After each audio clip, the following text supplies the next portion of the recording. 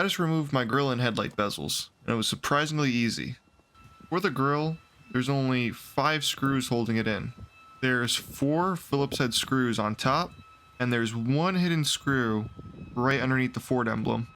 Once you get all those screws out, you'll be able to pull the grill straight off. Now, the headlight bezels are more of a pain, but they're still pretty simple. You're going to have the 2 Phillips up top, and then 2 11mm nuts on the back. As you can see by this diagram, they're parallel to your blinker. Also, I recommend removing your battery just so you have more space to work. It's still going to be a squeeze even without the battery being there, but I was able to get a 3/8 ratchet in there. Along with a deep 11mm socket, I was able to get the nuts off.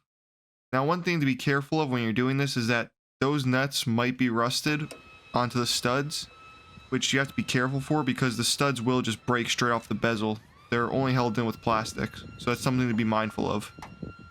If you do break them off, you could just JB weld them back on. It's not that big of a deal, it's just a little bit more work. Once you get the 2 nuts off, you are going to need to remove the 3 bulbs from the assembly. The blinker bulb I got from the back, you just twist it to the left and then pull it out.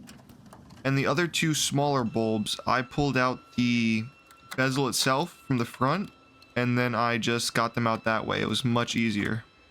Here's a better look at the back of the bezel. You could really see those 2 studs if you're having trouble locating them. They're pretty much in a parallel line with the blinker. That's how you remove your grill and your headlight bezels. I make a lot of how-to content on the OBS Ford trucks, so if you're interested in that, consider subscribing.